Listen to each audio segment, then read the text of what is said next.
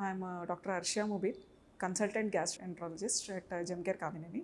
Gastroenterologist దగ్గరకే ఎప్పుడు రావాలి అన్న టాపిక్ గురించి మాట్లాడతాము. యాక్చువల్గా so many of you will be suffering from gastritis which is burning sensation in your stomach as well as in your chest. So మనకు ఈ ప్రాబ్లం వచ్చినప్పుడు మనం యూజువల్గా ఏం చేస్తాము అంటే we go and take over the counter medications. So ఈ medications తీసుకున్నా కానీ మీకు చాలాసార్లు కొంతమందికి రిలీఫ్ రాదు. ఎందుకు అంటే ఎలా తీసుకోవాలి అన్నది మనకు కరెక్ట్గా కొంతమందికి తెలియదు.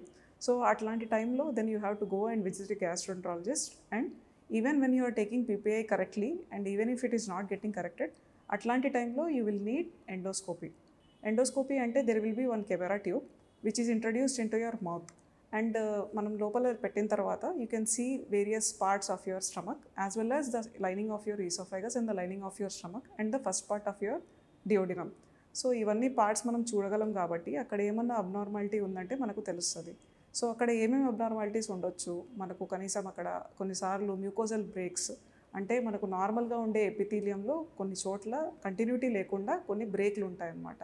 అట్లాంటి బ్రేక్స్ ఏమైనా ఉంటే చూడొచ్చు. So that will shows whether oesophagitis is there or not.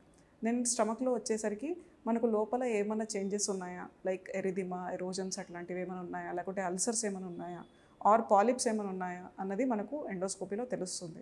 So అందుకోసం అని చెప్పేసి gastroenterologist will suggest you an endoscopy.